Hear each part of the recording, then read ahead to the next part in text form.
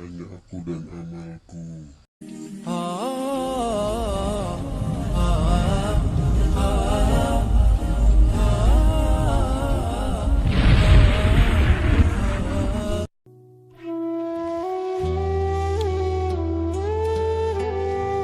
Dikirim ke satu tempat. Kita harus dibawa ke satu tempat, jangan dibayangkan orang lain. Anda yang dibawa, Anda yang dimandikan oleh orang-orang, Anda yang dikafani oleh orang-orang, dan saat itu pun Anda diangkat di atas kepala orang-orang. Jangan berbangga Anda tidak jadi kemanten saat itu. Anda akan dibawa ke alam barzah, Anda akan dikirim ke kubur. Sadarlah saat itu Anda di atas kepala manusia dan hanya Anda mendengar suara yang indah jika Anda ahli iman. Orang yang bersama kita mengucapkan kalimat indah, La ilaha illallah, La ilaha illallah, La ilaha illallah, La ilaha illallah, La ilaha illallah. Ketahuilah, jika ahli iman yang dibawa di atas kepala manusia mendengar la ilaha illallah, terhibur hatinya dan alangkah bahagianya. Akan tetapi jika dia bukan ahli iman, dia akan menyesal, kenapa aku tidak bisa mengucapkan la ilaha illallah di hatiku. Dia akan dikirim ke alam barzah, Anda kami akan dikirim ke kubur, dan kita pun dibawa oleh orang-orang. Sadarlah. Dan setelah kita sampai di kubur, orang-orang ternyata sudah menyiapkan kita liang lahat. Di situ telah digalikan oleh orang-orang buat kita. Dan tidak lama kemudian orang ada yang memeluk kita, ada yang merangkul kita, dan itu ternyata rangkulan untuk melepaskan kita di kubur. Kita akan dibawa, dimasukkan ke kubur dengan pelan. Dan dimasukkan ke kubur dengan pelan. Mana kasur empuk yang pernah kita bangga-banggakan? Mana mobil mewah yang kita bangga-banggakan? Mana rumah megah yang kita bangga-banggakan itu? Jika ada yang berpesan kepada anak istrinya, tolong bawakan aku bantal yang empuk, tidak akan dibawakan, karena itu bukan milik Anda lagi. Anda tidak berhak lagi memiliki itu semua. Dan yang akan Anda bawa justru yang pernah Anda berikan di saat Anda hidup, bukan yang Anda simpan. Anda akan masuk liang lahat. Sadarilah ini. Anda akan masuk liang lahat. Dan wajah yang di saat Anda dicaci orang marah, di saat Anda diejek orang marah karena Anda merasa dihinakan, ketahuilah wajah yang Anda sombongkan saat itu ternyata harus ditarik kainnya dan ditempelkan ke bumi. Tanah asal kita ditempelkan kita ke bumi. Dan setelah itu pelan ada orang yang menabur di atas kepala kita dengan debu, 1 kali, 2 kali, 3 kali, dan setelah kita 3 kali bukan taburan, tapi akan ditumpahkan air tanah di atas kepala kita, ditumpahkan tanah dan ditumpahkan tanah, sehingga yang kita ketemukan adalah gelap gulita di alam kubur.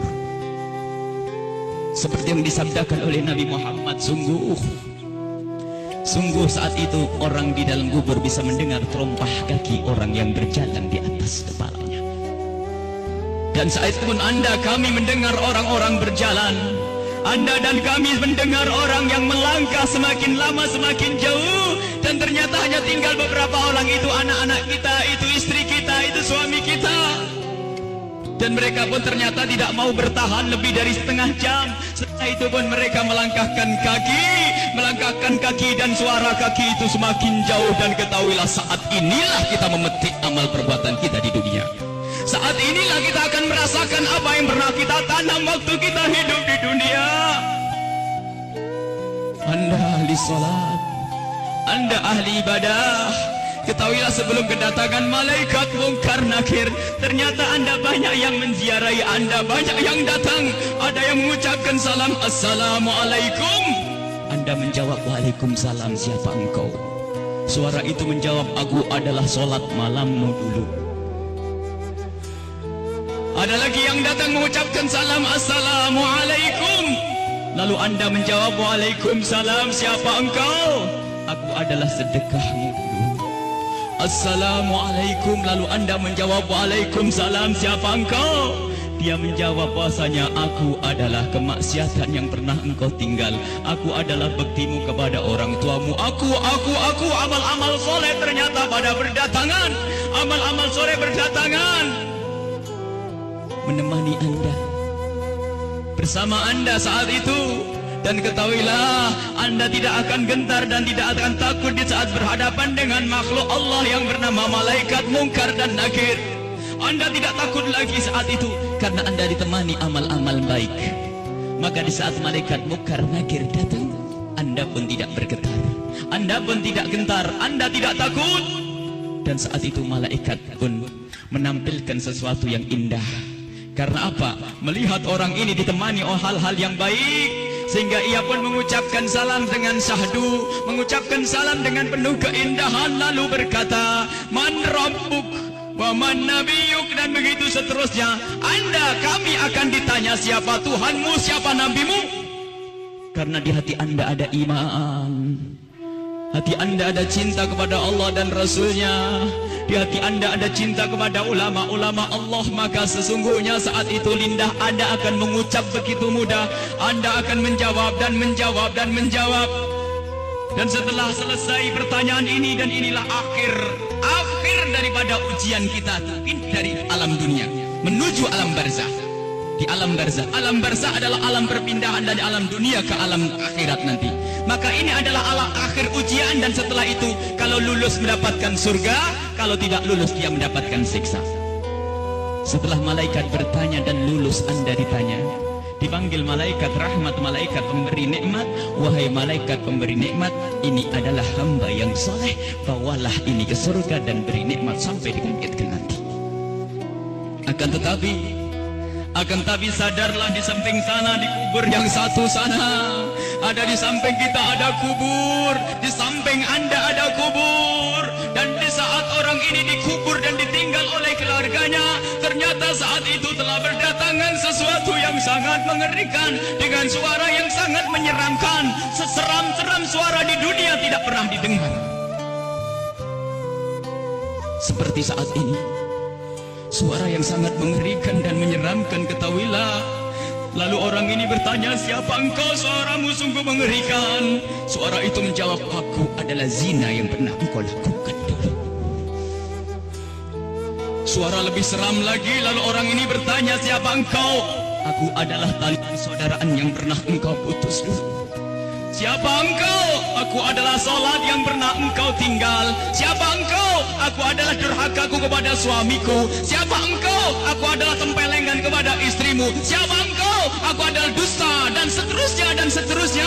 Kalau orang ahli maksiat sungguh saat itu ditemani oleh amal-amal jeleknya, dan saat itu sudah takut dan takut dan takut sebelum kedatangan malaikat Munkar Nakir. Semoga Allah menjaga kita dari didatangi oleh amal-amal jelek. Akan tapi kita semua punya amal jelek. Ya Allah, ampuni dosa kami. Jangan sampai ini semua hadir di saat itu, ya Allah. Ya Allah.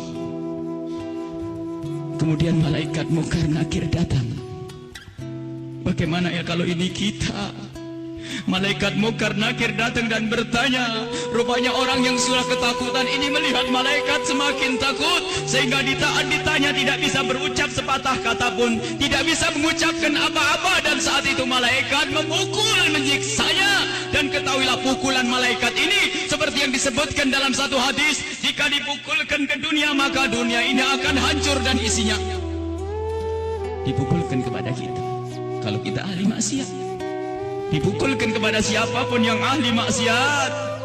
Dan saat itu setelah selesai diuji dan ditanya, maka malaikat ini berkata kepada malaikat penyiksa, wahai malaikat pemberi siksa, ini hamba Allah yang bermaksiat, siksalah dia hingga nanti dibangkitkan. Ini yang harus senantiasa kita hadirkan. Kenapa Rasulullah pernah memerintahkan, aktsiru min dzikri hadzimil ladzat, sering banyaklah menyebut kematian, agar kita sadar bahwasanya kita juga akan mati, lalu mempersiapkan kematian ini. Al-kayyisu man dana nafsahu lima ba'dal maut. Orang cerdas itu yang mempersiapkan untuk kehidupan setelah mati. Seorang sahabat bertanya kepada Nabi Muhammad, "Ya Rasulullah, ayyun nasi akyas, orang apa yang paling cerdas ya Rasulullah?" Dijawab, "Aktsaruhum lil mauti dzikra." Yang paling sering menyebut kematian, yang paling sering mengingat kematian. Wa ahsanuhum lima ba'dahu istidada. Yang paling banyak untuk mempersiapkan setelah kematian itu adalah orang-orang cerdas. Dan ketahuilah, siapapun yang selalu ingat kematian itu akan semakin indah tingkah lakunya. Jangan dianggap kalau ingat kematian orang ini akan cemberut. Jangan dianggap kalau orang kematian dia akan selalu muram. Tidak. Orang yang selalu keingat kematian akan semakin indah di dalam berinteraksi dengan sesama. Dia tahu bahasanya senyum kepada istri itu pahala, maka dia akan sering senyum. Dia tahu bahasanya menghargai suami adalah pahala, maka dia akan menghargai suami. Dia ngerti bahasanya tegur sapa, sopan santun, saling kasih dan cinta kepada tetangga itu menghadirkan pahala, maka dia akan bersopan santun dan bersaling kasih. Maka orang yang sering mengingat kematian itu akan menjadikan dia semakin baik di dalam kehidupan ini. Kalau ternyata ada orang mulutnya tajam, tangannya suka mukul orang, yakinlah bahwa dia lupa bahasanya dia akan mati, atau ingat mati tapi tidak sadar bahasanya itu semua akan dituntut setelah kematian. Maka mari kita mengingat kematian agar hidup kita semakin indah di dunia ini. Semua yang kita lakukan di dunia ini akan kita petik buahnya di akhirat. Udhkuru aktiru min dzikri hadimil ladzat. Hadis yang diriwayatkan oleh Imam Tirmidzi dan Ibnu Hibban. Bahasanya, perbanyaklah engkau menyebut kematian. Bahkan banyak sekali Rasulullah memerintahkan satu amalan tujuannya agar mengingat kematian, termasuk ziarah kubur. Fa innaha tudzakirukumul maut, karena ziarah kubur itu mengingatkan orang-orang yang mengingatkan kita kepada kematian. Menyebut orang yang telah mendahului kita dalam iman, mengingatkan kita kepada kematian. Membaca manaqibnya orang-orang soleh itu juga mengantarkan kita agar ingat kematian. Bisakah kita menyusul kepada Imam Syekh Abdul Qadir Al-Jailani? Bisakah kita bisa menyusul Syekh Al-Imam Al-Haddad? Bisakah kita menyusul Sayyidina Al-Baqi Al-Muqaddam dan seterusnya? Ingatlah kematian. Bahkan sampai di saat hendak tidur Rasulullah selalu mengingatkan, hendak tidur ingatlah mati, hendak tidur ingatlah mati. Sehingga disunnahkan kalau orang hendak tidur menghadap ke kiblat sebisa mungkin, lalu meletakkan pipinya di atas telapak kanannya sebisa mungkin. Kalau tidak dibalik, yang penting menghadap kiblat. Dan saat itu jangan lupa untuk membaca zikir. Membaca subhanallah seperti yang diajarkan oleh Rasulullah kepada Sayyidat Fatimah Az-Zahra, membaca subhanallah 33 kali, alhamdulillah 33 kali, Allahu Akbar 33 kali, dan membaca doa-doa yang lainnya hingga mata ini tertutup, tertidur dalam keadaan berzikir. Ketahuilah orang yang tertidur dalam keadaan berzikir, jika ia dibangunkan kembali oleh Allah sepanjang ia tidur, ia mendapatkan nilai pahala. Dan di saat tidak dibangunkan kembali, jika tidak dibangunkan kembali oleh Allah, maka ketahuilah saat itu dia mati dengan husnul khatimah. Husnul khatimah, mati dalam keadaan iman. Maka dari itu, ayo kalau hendak tidur persiapkan untuk mati, karena kita tidak tahu bisa bangun kembali atau tidak kita di saat kita tidur. Apakah bakal dibangunkan lagi oleh Allah atau tidak? Sungguh orang tidur seperti orang mati. Digunjing orang, tidak tahu barangnya, diambil tidak tahu, dan seterusnya. Dia adalah seperti kematian. Maka dari itu kalau hendak tidur persiapkan untuk mati. Jangan sampai kita lelap dalam tidur di saat kita lagi asik mendengar satu lagu, katanya lagu pengantar tidur.